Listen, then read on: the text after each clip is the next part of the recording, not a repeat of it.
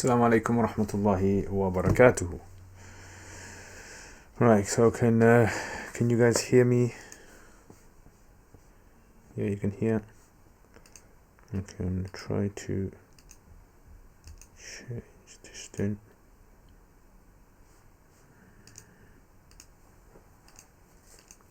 Okay, so let me know if you guys can hear.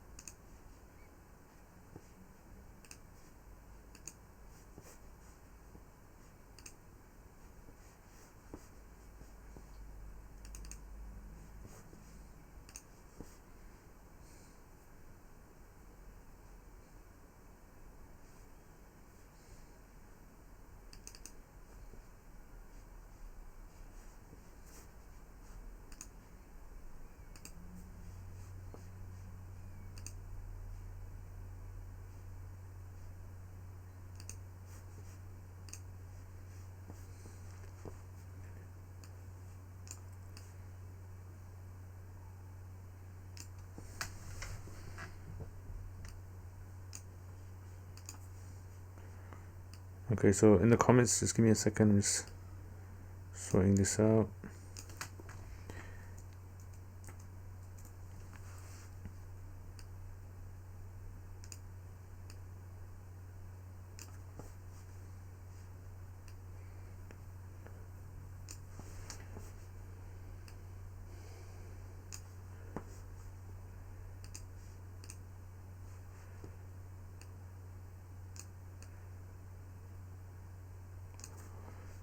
Okay.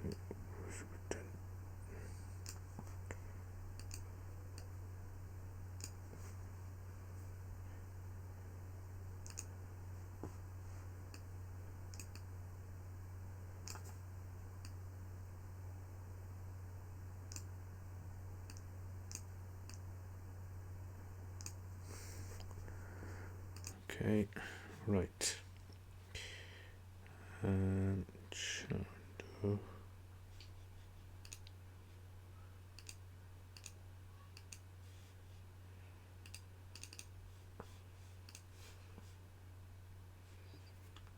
okay, mashallah, you guys have already started blocking people, alhamdulillah.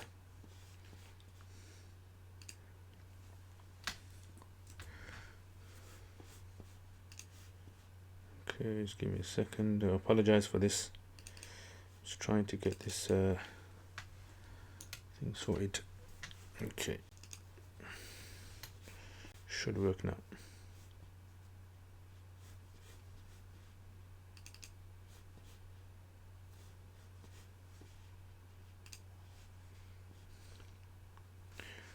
Alright, that's done.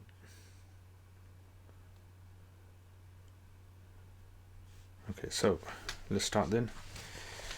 Ya Allah.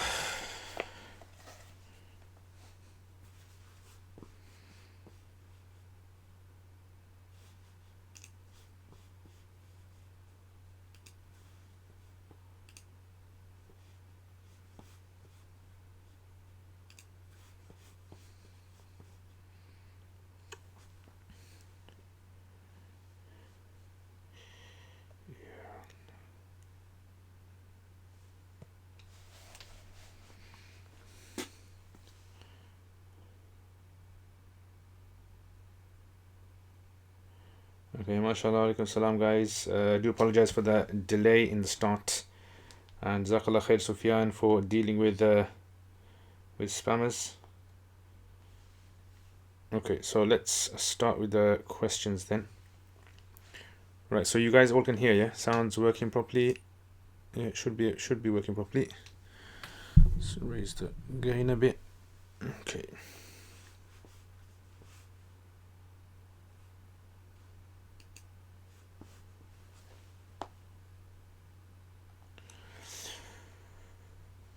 Okay, so let's have a look at these questions then.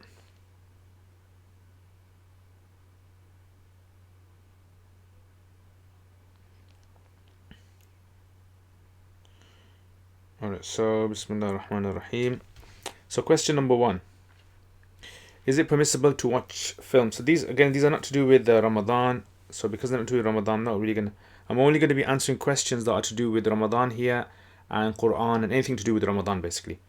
So please try to keep the questions relevant to fasting and that kind of topic. Otherwise, things like I've talked about films before, I've talked about these kind of things before. I have thought about this for years. We all know that Ayatul Kursi, even Sahih Hadith have mentioned the Ayatul Kursi. Okay, so this is to do with Quran, so I'm going to answer this one. But what about the qira'at that reads the Ayatul Kursi as 2 verses? Is it a verse or 2 verses? If it's 1 verse, then how is it 2 verses in some qira'at of Nafi'? And if it is 2 verses, then why is it called Ayatul Kursi? Okay, this is a good question. So, in other words, Ayatul Kursi that you guys all know, Allahu la ilaha illahu al-hayyul qayyum la ta'khudhuhu sinatun wa la nawm. Right, so this Ayatul Kursi, in the majority of qira'at that we have, Hafs and others, they recite it as one entire verse. Right, so Allahu la ilaha illahu all the way right to the end, wa huwa al-aliyyul azim. Right, all of this is one verse. There are some qira'at that actually mention this as 2 verses. So Allahu la ilaha illahu al-hayyul qayyum, 1 verse, and then the rest of it is another verse. And how do we understand this in the sense of the virtue regarding it? So there's 2 explanations for this. Number 1 is that the hadith that mention the virtue of Ayatul Kursi, they mention the virtue with regards to saying, the Prophet says, Allahu la ilaha illahu. Yeah. So in other words, when the Ayatul Kursi is mentioned and it starts off with Allahu la ilaha, because Ayatul Kursi mentions Kursi, the other part of it is automatically in there anyway. So when you say this, the ayah of Allahu la ilaha illahu, the ayat of Ayatul Kursi, what it means is the whole entire thing. So in that qira'at, which is 1 entire verse, and in that qira'at, which is 2 verses, that's what the virtue is talking about. So you have to read the whole from Allahu la ilaha illahu all the way until wa huwa al-aliyyul azim. All of that you have to read to get the virtue of Ayatul Kursi. The second answer to this is, sometimes in the early years when people used to say the word ayah, when they would say the word ayah, then ayah could refer to something which is 1 verse in itself, or ayah could be used metaphorically to mean a select number of verses. Right, so a select number of verses could have, like for example, when you have, Surah Fatiha is referred to as being sab'a al-mathani. So where is the 7? Which one is the 7? What is the 7th? So there is an ikhtilaf in this, but no one disagrees with what ayat Surah Al-Fatiha is anyway. So this idea of ayat, precise ayat, this is something where there is scope in having a difference, because it's to do with stopping and starting again. So as long as the theme is the same, then there's no real issue here. Okay. Okay, next. Salam. I owe some money to my parents for helping me with the deposit of my house. I do not have to pay this money back until after the mortgage is finished, 3 years, inshallah. My wife has said she will help me pay for it, unsure of amount. Can this debt be taken? Can this debt be taken off my net assets when calculating zakat? Does my wife's future contribution alter my zakat? So yes, so if you owe someone money, you can deduct those. Yeah, so if it's parents, you owe the parents money, you can deduct those. However, the scholars do advise that if the debt is like a mortgage debt where it's a structured debt, then you can only use the 12 month sort of like a window, and you calculate from your zakat date to the next zakat date. You calculate the 12 months that you owe the mortgage lender minus the interest, and you deduct that from your assets as a liability. But if you owe your parents this amount of money, and you're saying that your parents are okay with you giving it back afterwards, then I would say only use whatever you're going to pay them back in 12 months, you minus that, and then the rest you calculate zakat. Does my wife's future contribution alter my current zakat payment? No, it doesn't. If she helps pay back some of the debt, can she take it off her net asset? No, she can't, because it's not outstanding, it's just voluntary. It's like saying someone saying I will voluntarily give £1,000 to an orphanage. You can't deduct that from your liabilities. It has to be something which is upon you. Okay. Next. Dear Sheikh, is there kafara for breaking a vow, or does one just do tawbah? Yeah, so if a person, like a vow basically, maybe you don't understand what a vow is. I mean, a vow is when you attach an act of worship to something that you're going to do. So like you say, for example, if I pass my exams, I am going to fast 10 days, or I'm going to give this much charity, I'm going to pray this many rakats, I'm going to do umrah, I'm going to do hajj. That's what it is. So in other words, once you do the action, you'll have to do one of those acts of worship that you said. And if you didn't manage to do it, like for example, if you said, I'm going to do this on Monday, and you didn't do it on Monday, in that case, then you'd have to give kafara. So if you said, if I pass my exam, on Monday I'm going to fast, but you didn't fast on Monday, so you haven't fulfilled the vow. So there's no such thing as breaking a vow. You don't fulfill a vow. Then in that case, you give the kafara.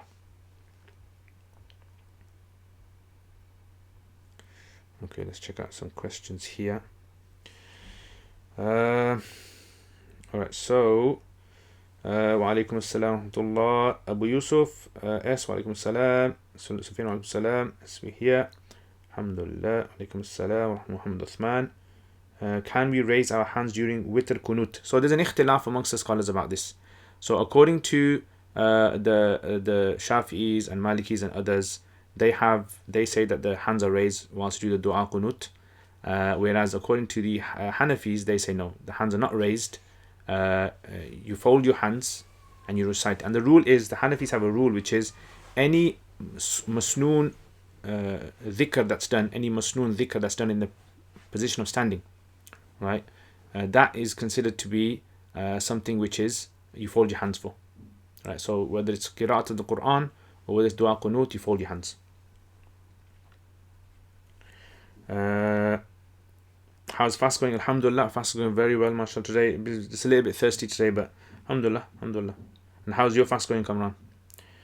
Sufyan, can we do dhikr in the heart without uttering the words and moving our lips, for example? Yes, definitely. I mean, the idea of dhikr is remembrance, like remembrance. That's what dhikr literally means, to remember. So whether you do it on your tongue, or whether you write it, or whether you think about it, but each one is going to have its different benefits, right? The benefits of each one is going to be different. So that's what I would say. Just keep that in mind, and the rest should be fine, inshallah. Dilshad, hi sir, I'm from India. Mashallah, welcome. Good question. Okay, does Mahdi break fast? Does Mahdi, as in, I'm not sure what you mean by that. Does Mahdi? So if you can explain, Brother Muhammad Rahman. HK, some people read Fajr 1 hour before my timetable, which is around 4 a.m. and this also means that I have suhoor early. Can you explain the difference? Yes. So this is to do with the concept of, so it depends, I don't know which part of the world you live in and what sort of like ijtihad that they're following there. So in the UK this happens, it's a very common thing in the summer times, and the reason being is that when it comes to, for example, like if you imagine this is the earth, so when the sun when Fajr time starts, the sun reaches a certain point. So imagine this is 0 degrees, so this is flat 0 degrees. When the sun reaches here, it's sunrise, okay?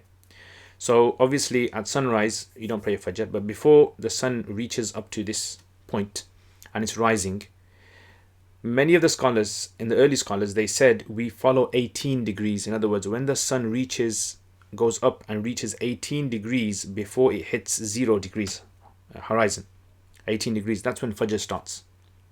And others said no, we wait for 15 degrees until the sun gets a bit more higher.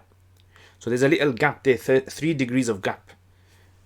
Some scholars say Fajr starts at 18 degrees. There's nothing from the Sahaba about this.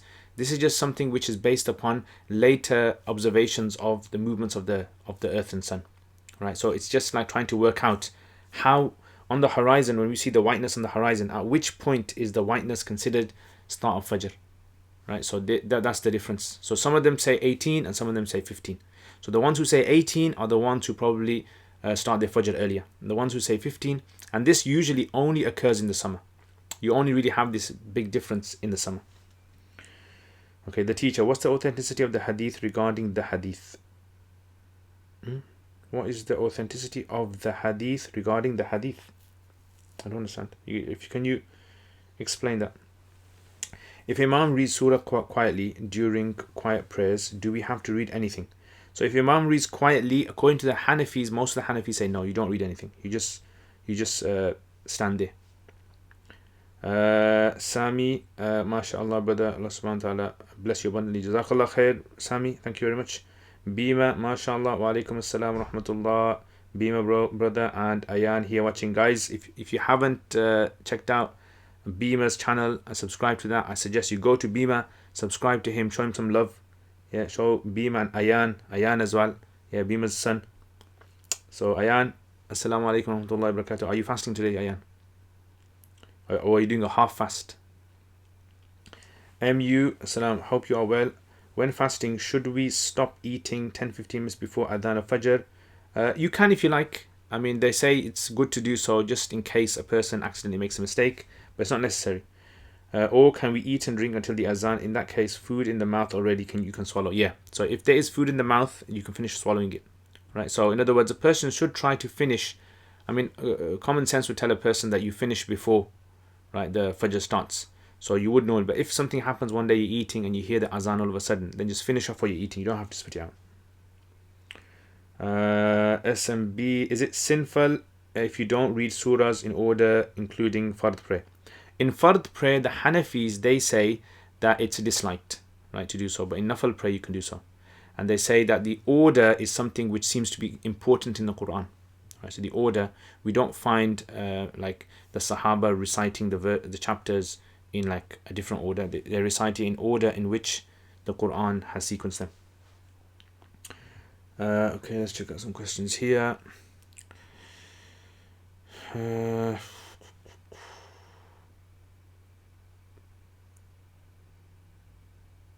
Okay, so Salam, I have a question. I asked you regarding this. I can't control my wind, and because of this, I find it very difficult to pray. You advise me to perform wudu for every namaz fresh and can pray in that time, even wudu breaks. But I watched a video on YouTube, can't remember what it was. In that, I remember hearing that if a person only reads without salah without wudu, the punishment will be that they will be whipped so hard that they will break, then they will come back together and it will continue. Okay, I haven't come across that. Wallah alam. Something along those lines. Anyway, since I heard this, I am freaked out. So I would ignore it. Just ignore that. This is, I mean, your situation is to do with a person who has a medical issue. So if you have a medical issue, it's fine. Allah does not burden a person more than they can bear. Anyway, since I heard this, I'm freaked out. Does this apply? No, it doesn't apply to you. I'm finding it very difficult in Ramadan now because I'm constantly having problem with wind that is affecting my ability to pray slowly or with khushu as I'm rushing prayer or just reading fard. Even if I go and repeat my wudu, I still... So like I said to you, follow the advice I gave you. And I mean, it seems as though you're a person who suffers from waswasa as well. So what I would suggest is don't listen to these things. On YouTube, try not to listen to things that are going to be talking about these kind of things. The scholars who say that people who pray without wudu, this is actually referring to someone who deliberately cannot be bothered to do wudu, has got no medical issue, and deliberately wants to pray their salat without wudu. That is going against the instruction of the Quran. Right, so that's why that person will be sinful for that. But if a person has a medical issue, the Prophet ﷺ has said so. Person with a medical issue is exempted. Okay, salam. If someone is still getting distracted whilst praying in Ramadan, what does that mean? That means a human being. All humans get distracted. I used to think that it was shy and constantly distracting, shaitan constantly distracting me with thoughts of wind and other thoughts. But now it's Ramadan and shaitan is locked away. So when they say shaitan is locked away, it doesn't mean shaitan is fully locked away and all of the influence is locked away. It doesn't mean that, right? People will still sin in Ramadan. Unfortunately, people do. Right, so this is a misunderstanding people have when they hear the hadith about shaitan being locked away. They assume that shaitan and all the different types of influences of evil are all like muted out. No, that's not the case. I'm a bad person. No, it doesn't mean a bad person. Everyone has bad thoughts. Everyone has bad thoughts. Everyone goes through problems in Ramadan. People sin in Ramadan. Yeah, and that's the problem. Allah subhanahu is for forgiving. Just like He's forgiving outside of Ramadan, He's forgiving inside of Ramadan. I'm already trying to add daily zikr back into my routine. I'm watching your videos again and other Ramadan series to lift me up. Praying Quran a few times a day. What else do you recommend? I mean, you're very good. You're doing the right thing. All I would say, you seem to be someone, again, suffering from waswasa, so OCD. I would suggest what you need to do is you need to speak to a doctor. I mean, I keep saying this to people, and I think a lot of people who suffer from this kind of an issue, they keep thinking that, I'm just fobbing them off. I'm not fobbing you off. This is a real medical issue. It's a mental issue. And if you speak to your doctor about this, there are techniques and there are things that they can provide you with and give you, because they've got lots of experience in this. I don't have experience in this field, nor do most of the scholars have experience in this. You have to speak to someone who is expert in this, and they'll be able to help you.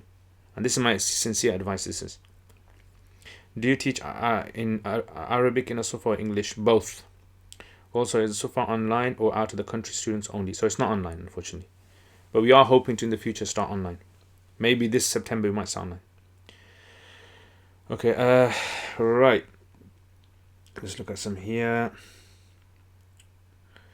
Shah Nawaz, Assalamu alaikum. I'm eager to learn Arabic language for the better understanding of Quran. I'm struggling to learn Arabic grammar. Kindly suggest how I can make it easier. Websites. So if you check here down below, I've got an email there. So send an email, and there's a course, 17 lessons, Quranic Arabic, 17 lessons, and inshallah, if you do that course, it costs £50. You do that course in 17 lessons, Arabic grammar will become very, very easy for you, inshallah. So check that course out, inshallah.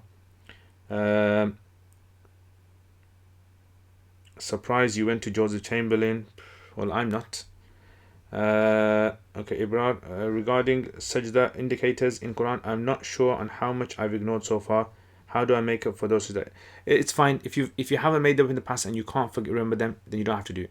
Right? But if you remember which ones you've done, then you should do it. Yeah, and simply all you have to do is just, when you're in the state of purity and maybe you finish your salat or something, you can just make those up. Sit down and just Allahu Akbar, Subhana Rabbil A'la, Subhana Rabbil A'la, Subhana Allahu Akbar. That's one done.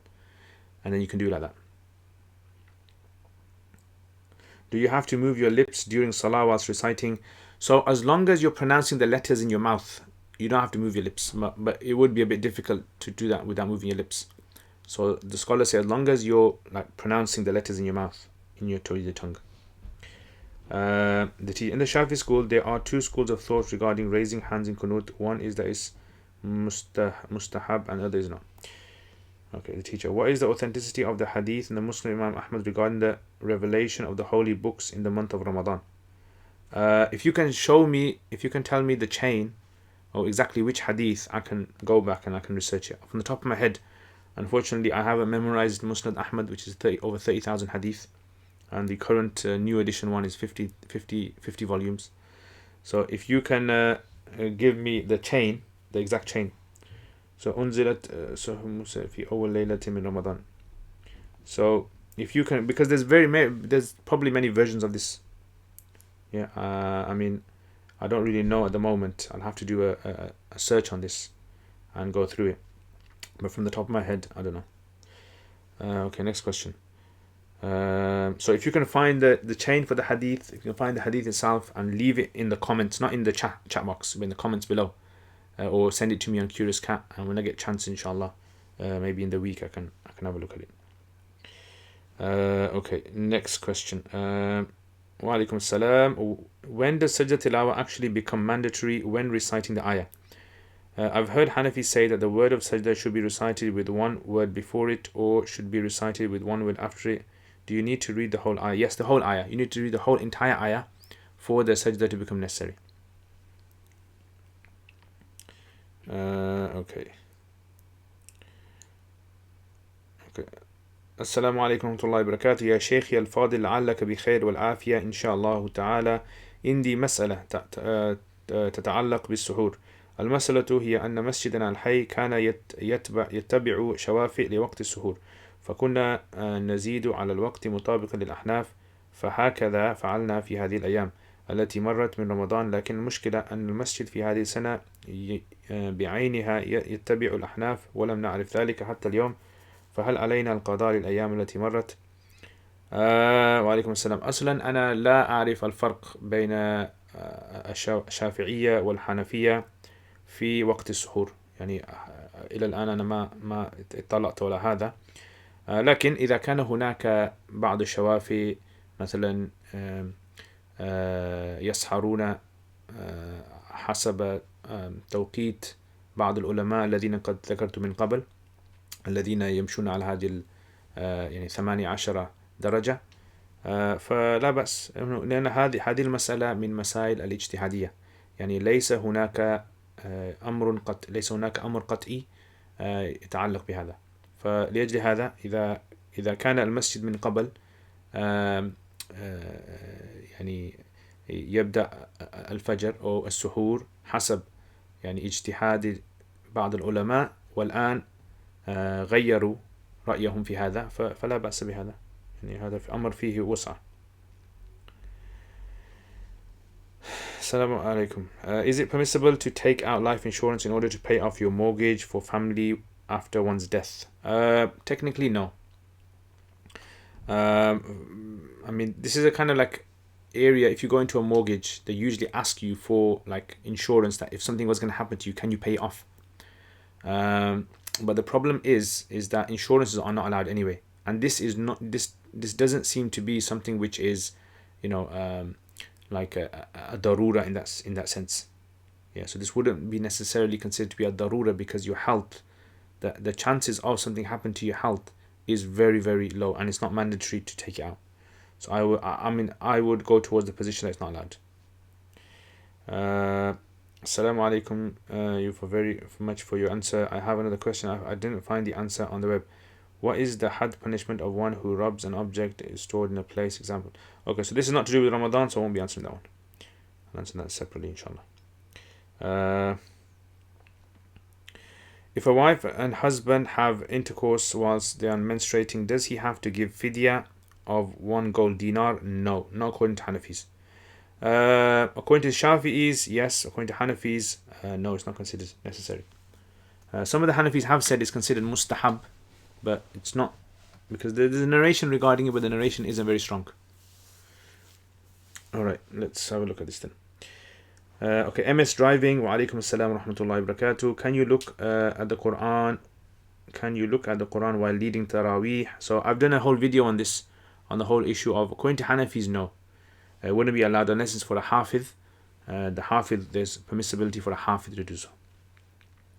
Mawla Ali Khashim, Assalamu alaikum wa rahmatullahi wa barakatuh. Tasneem Chowdhury, wa alaikum assalam wa rahmatullahi wa barakatuh. Hope you're well.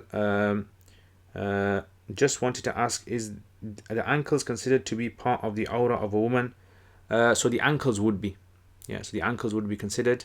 So in other words, ankles should be covered. It's the feet area below the ankles that can be shown. SMB, can you read the dua kunut which is read in Makkah after witr? How do you explain what was it? Can you read? Yes, you can read that. So I don't know what they read. I don't know what exactly they read, but you can read that. How do you explain what's such a doctor? It's OCD. You'll be surprised. I've got many doctor students who actually know about this, and they say it's very common. It comes under OCD, obsessive compulsive disorder. So you tell them, look, they understand this because they come across Muslims and they come across non-Muslims who know this situation. So if you go to, you'll be surprised how many celebrities on TV actually suffer from this kind. Like some people have a problem with, always touching the light. Like when they turn the light off, they have to touch it 2 or 3 times. Some people, they have a problem when they're walking, they have to step on the slabs without stepping on the cracks in between. Some of the people have to make sure they've turned the handle of the door several times. Right? It's just something in their mind. And this is nothing to do with Islam or anything at all. Christians suffer it, atheists suffer it. It's just a common thing. But when someone becomes a Muslim, because certain things in Islam, they kind of like really want to perfect, it affects them a lot, and especially when it comes to purification. So purification is one of the most common things. So if you speak to a doctor about this, I guarantee you the doctor will understand. You don't say to them it's waswasa. If they're not Muslim, they won't probably know what waswasa is. You say to them, I've got this problem and I feel as though I have to do this a lot. Or for example, in my religion, my wudu breaks and for my purity, and I have to repeat it, and then I feel as though it's not done, and then I keep thinking to myself it's broken. Okay, did the Prophet ﷺ and the Sahaba always break their fasts with dates, or did they vary from time to time? So they must have varied from time to time. But because the main sort of like kind of staple food that they had in then days was dates, and it was the most cheapest thing to get, like every house would have dates. It seems as though it was something that was convenient for them. In fact, many of the Sahaba, their regular food diet, daily diet, was dates. So for example, like, the Prophet ﷺ, he would eat a lot of, like, sometimes his meal was just dates. Yeah, just some dates, maybe some water. So it was a common thing for them. So it's not necessary to break your fast with a date. If you haven't broke your fast with a date, it doesn't matter, right? There's no like special reward in breaking your fast with a date and breaking your fast without a date, right? You can, but the Prophet advised people, like in his time, he was telling people, Sahaba who were living in Medina, he was telling them, right, when you guys break your fast, the best thing to break your fast with a date, right? That's the main kind of food they had then. And if you don't have a date, just drink water, right? Because it's like the cheapest thing that you had, every household had, was dates. And if they don't have dates, the only thing they've got left is water in their house. So they didn't have like pineapples, and they didn't have watermelons, and they didn't have like oranges and the fruit that we generally have. They didn't have all of this. And if they had that, maybe the Prophet ﷺ would have told them to eat some of those. Okay, during Taraweeh, if the Sajdah Tilawah is in the last ayah of a surah, does he go to Sajdah after being read or complete rakat as normal? So the Hanafis say you can actually, if a person reads a ayah of Sajdah, and like for example Surah Alaq, the Sajdah finishes right at the end of the surah, or for example like Surah A'raf, it finishes right at the end of the surah. What you can do is actually intend Sajdah Tilawah and go into ruku, and then do your normal ruku and sujood, and then that Sajdah Tilawah will be subsumed, included in that particular Sajdah you done there. So it's fine. Or the other way that they say, which they say is more preferable, just so that followers don't get confused, is when you get to the end of, for example, like Surah Alaq, you read it, you do sajda, and you get up, and then you start with another ayah, and then you go into ruku. So you separate it just so that the people behind don't get confused. Sometimes they can get confused. Hassan Salam, what is the mas'ala on zakat for kitty and committee schemes? So there's no zakat on kitty and committee schemes because this is considered to be like a voluntary sort of like amount of money that you've given. You haven't given it to anyone. No one's become the owner of it.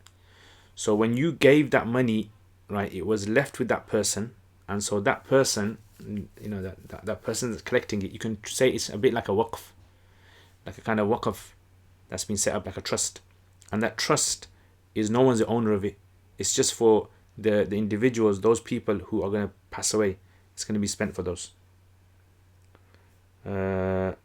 That's if it's to do with like a committee for death. But if it's for a committee, for example, like if you're talking about the committee, right? Committee is different. So committee is basically where you have this like a circulation of the wealth.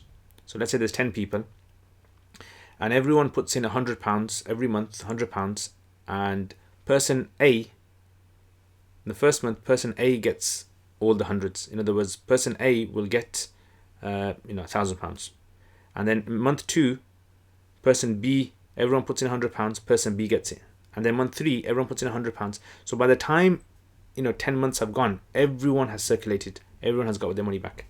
So the way that you work out your zakat here is you work it out by way of borrowing. So let's say I am going to be person number 10. If I'm person number 10, that means I'm going to be getting that money after 10 months. So if I have invested, I put in money into this committee, then I have to work out the money like someone who borrows people money. So whatever I've borrowed so far, let's say I borrowed £500 so far, right? And my zakat date has come today. I have to work out the zakat for that £500 that I've given so far. I can either give it now, the zakat, or I can wait until I get my money back. And when I get my money back, I just backdate. If there's any sort of like backdating that needs to be done, I can just backdate it. Okay. Wa alaikum assalam, bold queen. Kamran, is it okay to perfume clothes while fasting? Yes, definitely. And what's the view on bukhur and diffusers? Totally permissible, as long as you don't put your nose in it and start inhaling it. As long as you don't deliberately inhale it, it's fine, totally fine. You can go around it, you can put it in your room. Again, this is another one, a common one that people ask, because they get kind of like confused with this idea of, am I breathing it, am I not breathing it? I would say if you're a person who's going to suffer waswasa, if you've got like OCD issues with this, right, then don't put it on. Yeah, if that's what's going to happen, because all day you're just going to be stressed out in thinking, like, you put your deodorant on and this perfume, like you're thinking to yourself, oh, did I breathe it in deliberately? Was it? So it's gonna cause. The teacher, Sheikh, what was the fasting like before the injunctions of fasting of Ramadan, i.e., one sleeps after Maghrib? So there are some narrations with regards to this, that the Sahaba used to follow in fasting so there doesn't seem to be any injunction from Islam, but they used to follow the ways of the Christians and Jews. So anything they used to learn in Islam, so let's say they learned, for example, regarding fasting, they would look at what the Jews and Christians do, and they would copy some elements of that. And the Prophet ﷺ allowed it in the beginning. He was okay with it. But later on he banned it. He said, now you can't copy them. So one of the things that they actually used to do was, the Jews and Christians, was that if they had to break their fast at night time. If they didn't break their fast and went to sleep, as soon as they went to sleep, their fast starts again. So some of the Sahaba used to practice this. So when this became burdensome upon the people, Allah sent down the verse in the Quran that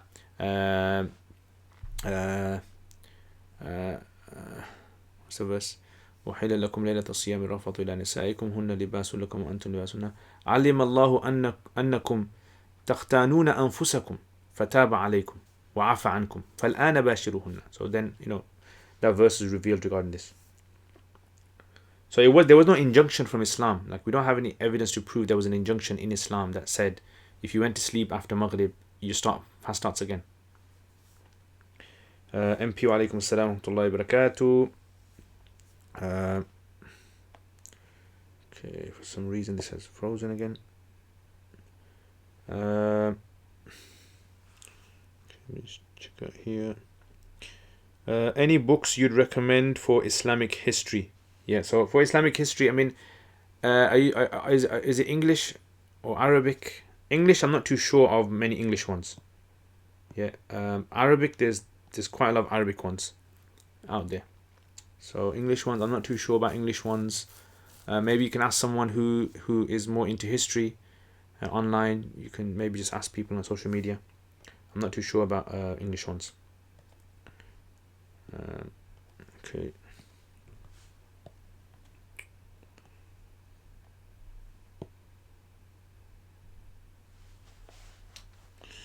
Okay, another question.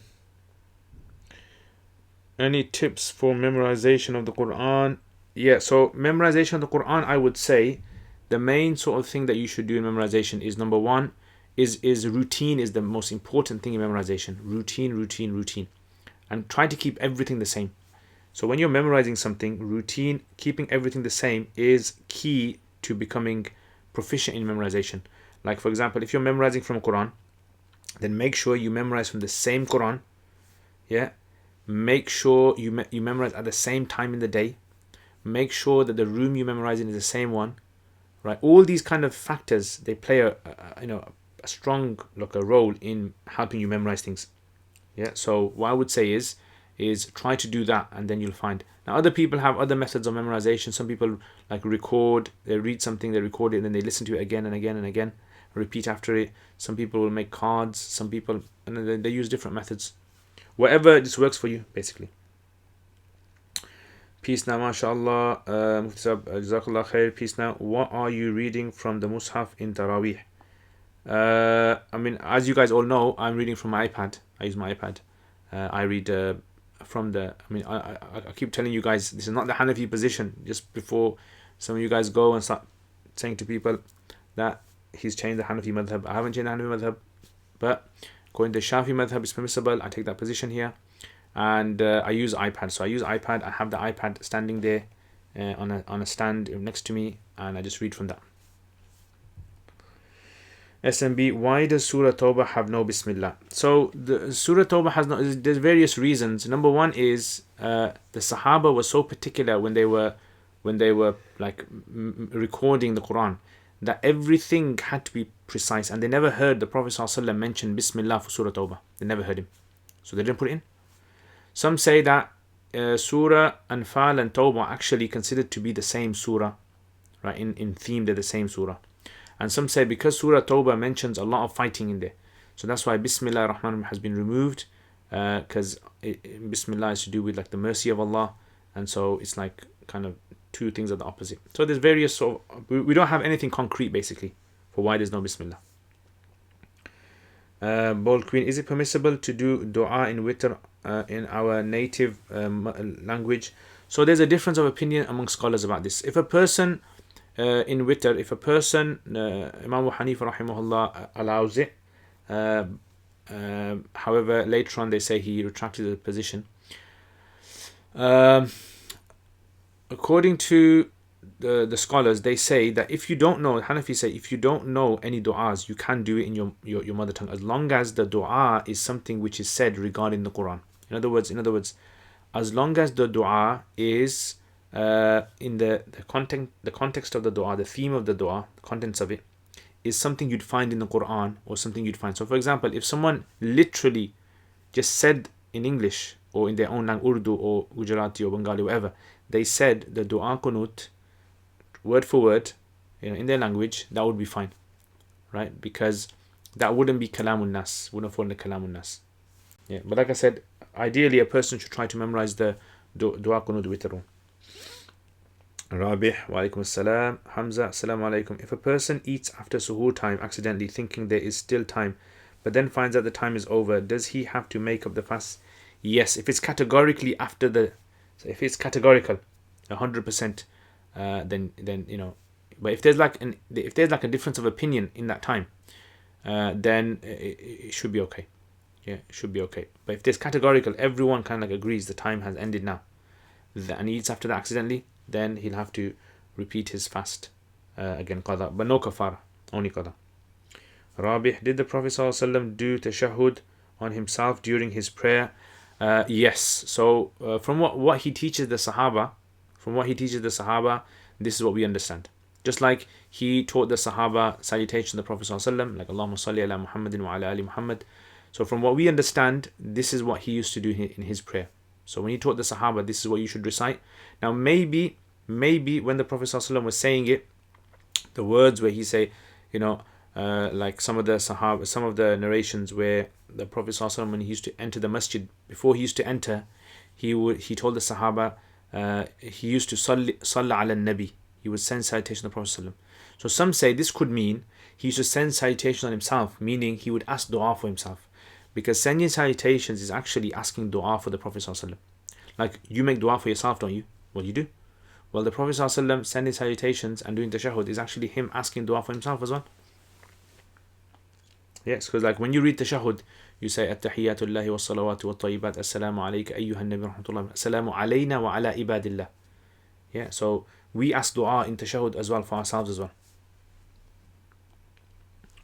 Can I repeat some same surah for 20 rakats? Yes. Wife gets bored? Yes, definitely, then it's necessary. She'd rather pray alone. Which had more reward? Same surah Jamaat or alone? Yeah, same. So you can read the same surah. It's fine. Nafal is allowed. As in, fard is where the problem is, Hanafi say. MP, I've heard Saviors of Spirit, Islamic Spirit, Lessons in Islamic History and Lost Islamic History are good English Islamic history books. Yeah, check that out. I've seen Saviors of Islamic Spirit, the Arabic version and the Urdu version, but I haven't seen the English. I haven't read the English version. I've read a bit of it actually here. Lessons in Islamic History, I haven't seen that one. And Lost Islamic History, I think Lost Islamic History, didn't Imran Khan recently put that up on Twitter? A guy called Faris Khatib has written it. Is that the one? Amina, I find it easier to memorize when I'm walking. Yeah, so some people find it easier when they're walking, some people find it easier when they're exercising as well. Yeah, I've actually spoken to some people. They say when they exercise and they memorize, the brain, because memorization and emotions and feelings is very strongly connected. Bold Queen, why does Surah Namal have 2 Bismillah? I don't know. Why does some surahs have Alhamdulillah mentioned 2-3 times? Amina, Professor Masood Al-Hassan has done a series on Islamic history. It's called History of Islam. It's boring like anything but accurate as far as I know. Masood Al-Hassan, okay. Masood Al-Hassan, check that one out. History of Islam. Is it okay for a mujtahid to choose which madhhab rulings they follow? Wouldn't that mean they end up picking and choosing rulings from different madhhabs all the time? So this is like a very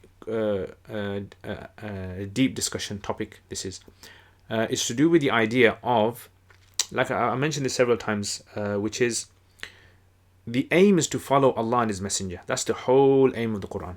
Ya ati'u Allah wa ati'u Rasul. And the aim, even more than that, is to follow Allah. Like the reason we follow the Messenger is to follow Allah. So ideally, the idea is to follow the Quran. That's the whole aim of Islam. But we can't follow the Quran without following the teachings of the Prophet ﷺ, because he explained the Quran to us. So this is what we call the Sharia. This is the idea of the Sharia. So as long as a person is acting upon the Sharia, meaning as long as a person is acting within this realm, that person is considered to be within the realm of obedience to Allah.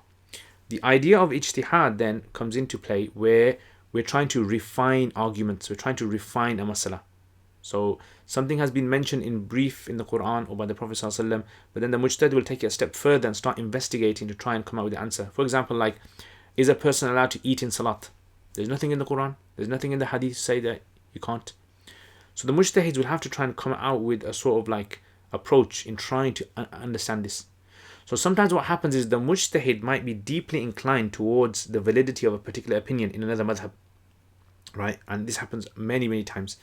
It's just that when they write their books on the madhab that they're following, they adhere to the madhab itself, right? But their own practice might be slightly different from that. So this is a very common thing. Many of my teachers, had opinions like this. Many other scholars around the world, Mufti Taqi Usmani, even on many issues, he's like this as well. So when we say following different madhabs, is it problematic or not?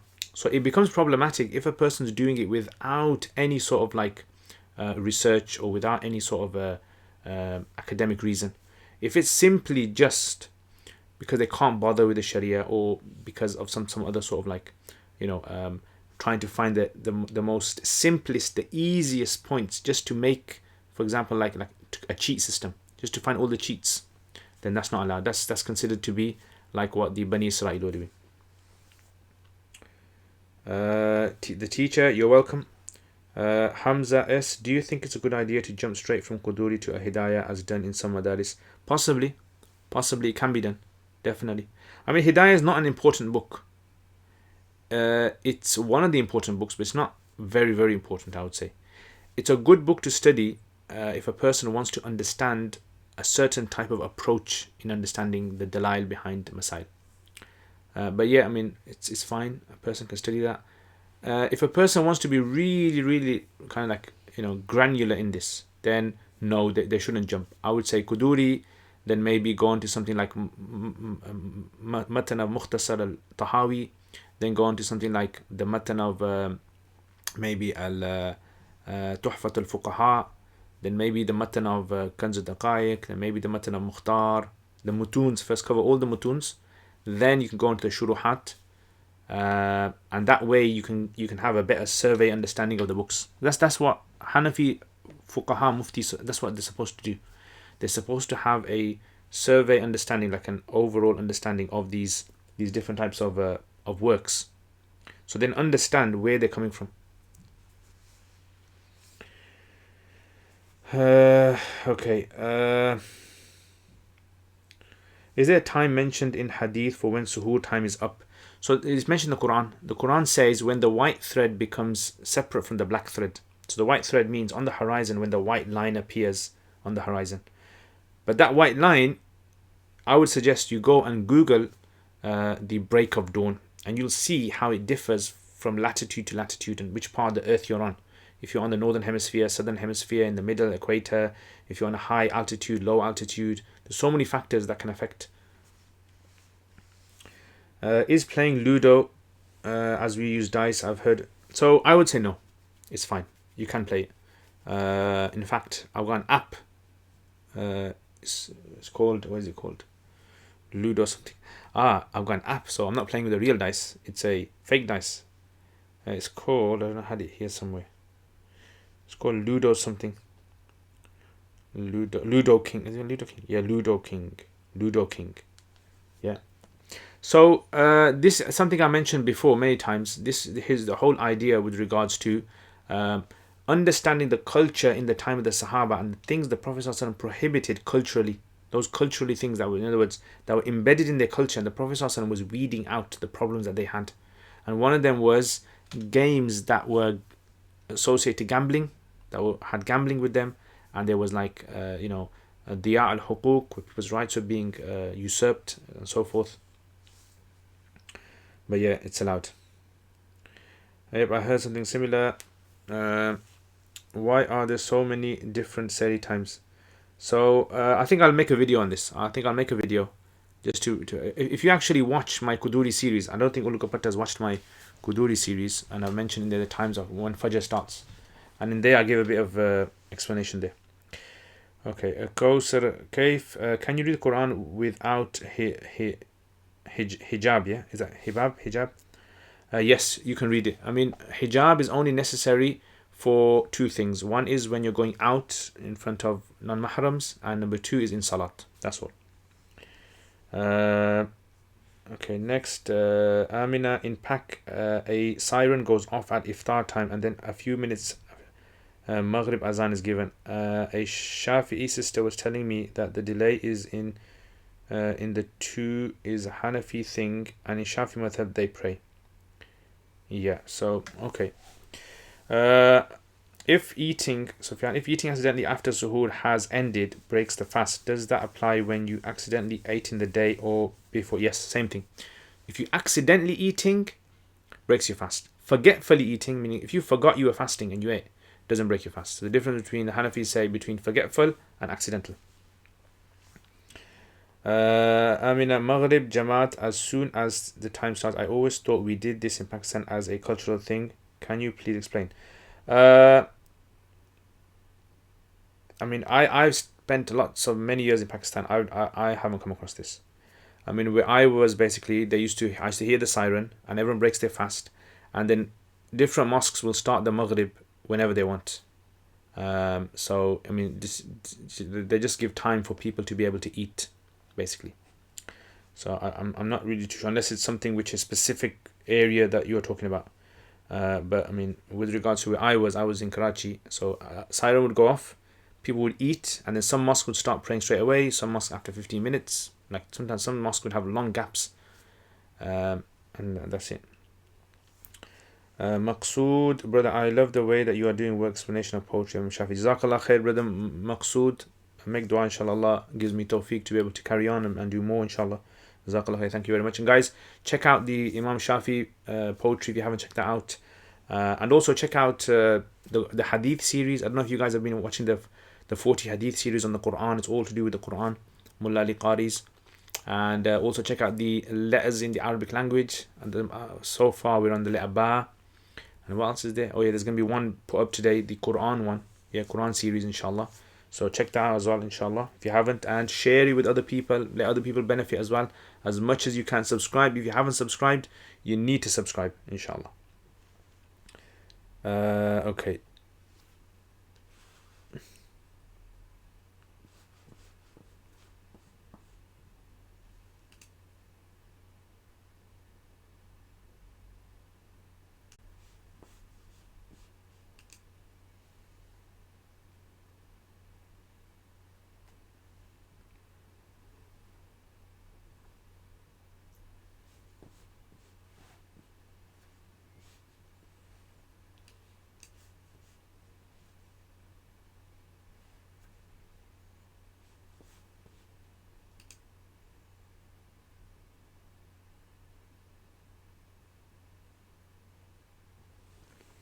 Okay, so hopefully it should be back, because I don't know what happened there.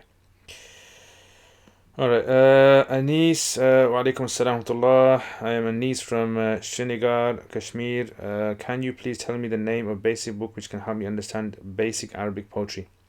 There's see, the thing is, there's no such book which will teach you basic Arabic poetry. That's like saying, is there any sort of a book that will tell me the basic rules of cricket, the basic football? There's nothing like that.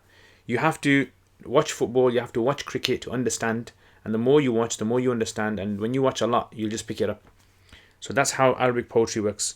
Arabic poetry it takes time to understand, definitely, and you're just going to have to go through. So I would say you can start off with things like poetry by Imam Shafi'i, poetry by Hassan Thabit, poetry by Imam Ali radiallahu anhu, poetry by Ahmad Shawqi. These are like poets that you can start off with, but you're not really going to get like true poetry unless it's proper poetry. Okay, Abdul, wa alaikum salam. I prayed 2 rakats prayer and I made a mistake for which I needed to do sajdah sahwi, but I forgot to. I was still sitting.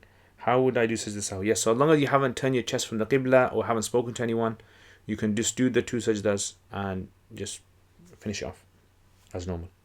Is having gaps between in rows allowed in salat at this state in Makkah, and it's allowed? Yes, salat will be valid, but if there is no need for it, then it will be disliked. What happened? Sorry about that, guys. So for some reason my internet just froze, right? So I did start 10 minutes late today, so inshallah I'm going to finish at 10 past 6. Okay, might be internet. Yes, definitely. Mufti was only supposed to do an hour. Yes, so I started 10 minutes late, so I think it's only fair if I finish 10 minutes late.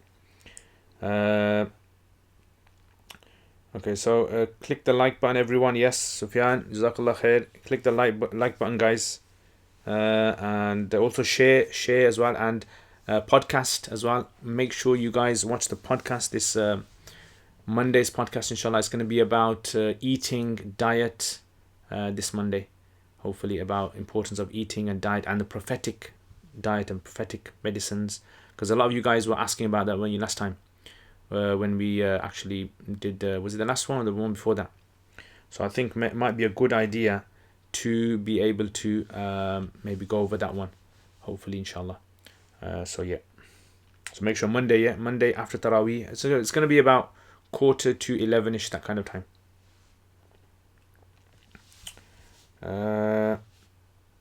Do you eat chocolate in Ramadan? I mean, not when I'm fasting, but yeah, at night time I do. Amina Mufti Sahib, did you answer my question? Okay, I don't know, when did the lag start? Okay, so in Pak, is it that one? In Pak, a siren goes off at iftar time, and then a few minutes Maghrib is given. A Shafi sister was telling me that this delay in the 2 is a Hanafi thing. No, it's not a Hanafi thing, it's a human thing. Humans do it. I've been to Masjid Aqsa. In Masjid Aqsa they do it as well. They actually have a cannonball, right? They shoot the cannonball, and that shows that iftar time has started now. And they do the cannonball at night time, and suhoor time starts. I've been in Pakistan for many years. So basically, the mosques, they do the siren, right? And the siren is basically there so that the muaddin can eat as well, right? So they do the siren, everyone eats. Some mosques will do the azan straight away. Some mosques will do the azan 10 minutes later, maybe 15 minutes later. So it's not a Hanafi thing. There's nowhere in the Hanafi books about this. It's just different parts of the world will do it differently. So some mosques will give the adhan and then everyone will eat, and then the imam, whenever he starts the salat, they'll start maybe 5 minutes later, maybe 10 minutes later. Some places they'll use the siren, some places they use the cannonball, some places they might use fireworks or something else. So it's just one of those kind of things.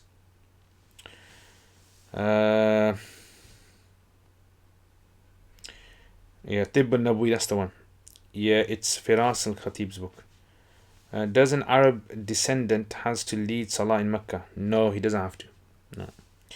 Is the part where we talk about food make everyone hungry? Yes, so it's after 5 o'clock, and normally after 5 o'clock everyone starts to get hungry. MashaAllah. So yeah, Jazakallah khair. I think I finished all the questions. There's no questions really left on the Curious Cat. Let's have a check.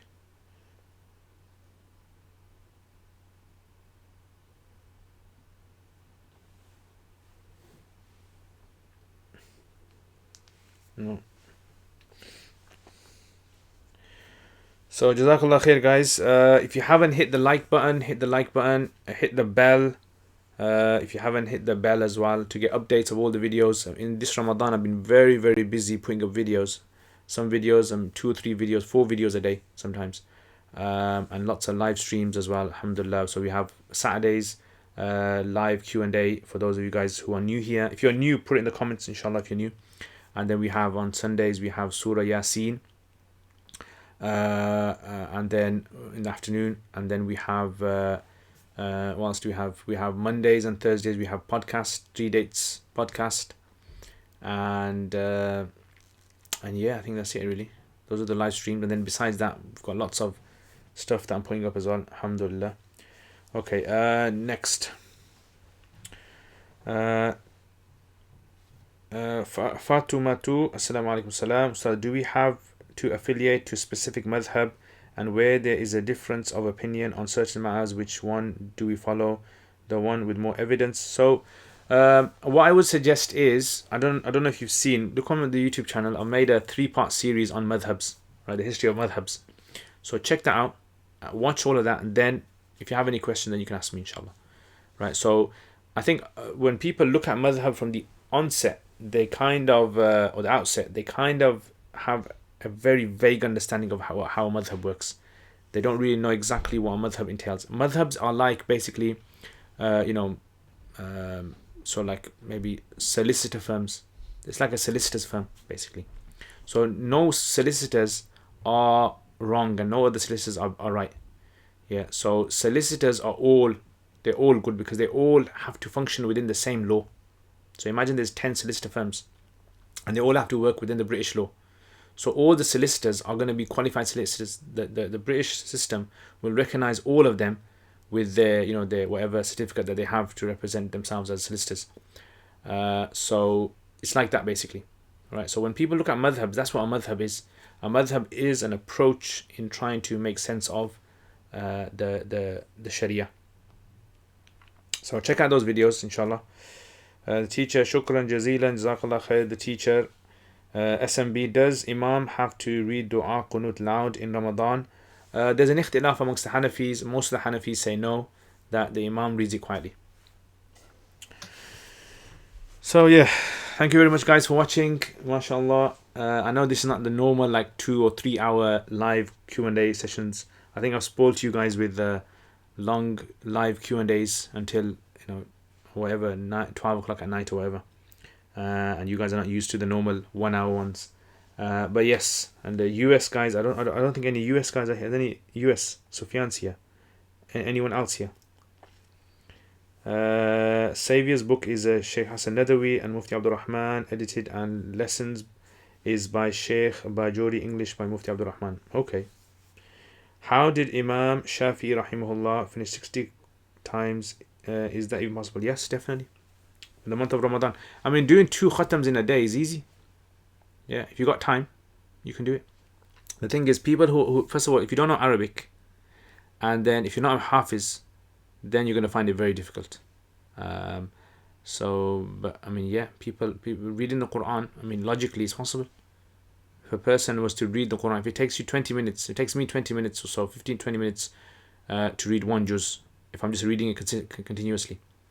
So 20 minutes times that by 30, how much is that? I don't have a calculator, but you can work that out. Jazakallah khair, Kamran. S. Hussein, wa alaikum assalam. You missed it, don't worry, you can catch up. Teacher from Malaysia, mashallah, ahlan wa sahlan. Malaysians, alhamdulillah, very nice people. And inshallah, I'm going to be one day visiting Malaysia. Yeah, so I'm going to do my one day tour, that going around the whole world, visiting all my subscribers, inshallah. Cameron probably have some other people from different time zones here. Yeah, I think that's the thing. Oh, Sufyan, you're from Derby, born and bred in Batley, never been to USA. Okay, mashallah. I always thought, Sufyan, you're from the USA. But don't worry, you're in my heart, bro. Yeah, you are from USA. Okay, Angela's from USA. Mashallah, mashallah. Okay, so Jazakallah khair. Thank you very much, guys, for watching this live stream, and I hope you guys enjoyed it, and I hope you guys are enjoying your fasts. Today, what's on the menu today, guys? What's the menu for iftar today? Before I tell you what's on our menu, so you tell me what's on your menu. Is tajweed needed? As long as you put the taj and the weed together, it's needed. But once you put weed away from taj, then that's not needed, bro. Is tajweed needed during Ramadan? I mean, as long as you're pronouncing the letters correctly, that's all that's needed. Right? So as long as the letters are being pronounced correctly and you're stopping in the right places, that's the main thing. As long as you've got that. So Jazakumullah khair again. Thank you very much, guys, for watching this video, and I will see you guys next time. So tomorrow, inshallah, join us for Surah Yasin.